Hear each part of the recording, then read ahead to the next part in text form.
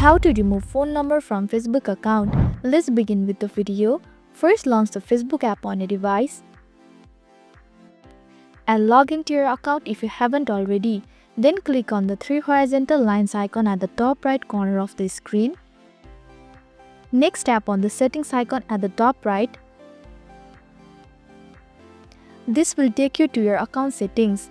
After that, select the account center, which you will find at the top of the setting page. Once you are inside the account center, look for the account settings section and choose personal details. To remove phone number from Facebook account, tap on the contact info.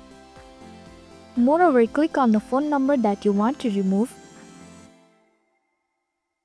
Finally, tap on the delete number option. A confirmation prompt will appear. Simply hit delete again to confirm.